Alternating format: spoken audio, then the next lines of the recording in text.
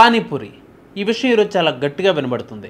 ఎందుకనేది వివరాల్లోకి వెళ్ళి తెలుసుకుందాం. హైదరాబాద్లో హృదయ విదారక ఘటన జరిగింది. ఉపాధి కోసం నగరానికి వచ్చిన ఓ కుటుంబం ఇంట విషాదం చోటు చేసుకుంది.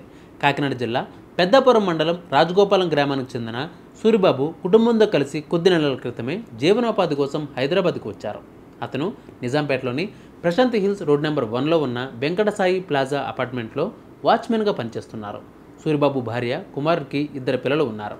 పెద్ద కూతురు 12 ఏళ్లు కాగా చిన్న కుమారుడు అనిల్ కుమార్కు 3 సంవత్సరాలు. ఈ నేపథ్యంలో మంగళవారం సాయంత్రం అనిల్ తన అక్కతో కలిసి ఇంటికి సమీపంలో మధురానగర్ కమాన్ వద్ద పానీపూరి బండికి వెళ్ళాడు.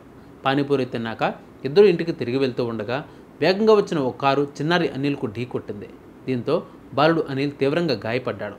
వెంటనే కుటుంబ సభ్యులు కేబీహెచ్పీలోని ప్రసాద్ ఆసుపత్రికి తరలించారు. అప్పటికే చిన్నారి మృతి చెందినట్లు వైద్యులు తెలిపారు.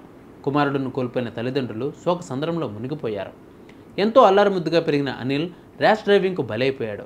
కుటుంబాన్ని కలవరం చేసిన ఈ ఘటన స్థానికులను కలిచివేసింది. ప్రమాదానికి కారణమైన వాహనం డ్రైవర్పై బాచుపల్లి పోలీసులు కేసు నమోదు చేసి దర్యాప్తు చేపట్టారు. మానవ జీవితాల పట్ల నిర్లక్ష్యంగా వ్యవహరిస్తున్న డ్రైవర్లపై కఠిన చర్యలు తీసుకోవాలని స్థానికులు డిమాండ్ చేస్తున్నారు.